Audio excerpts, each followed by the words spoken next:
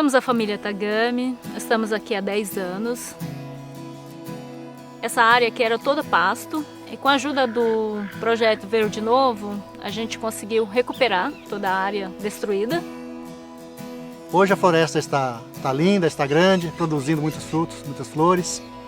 E só temos a agradecer o projeto Verde Novo e o nosso planeta Terra, a nossa natureza tão grandiosa, tão incrível, tão perfeita que ela é.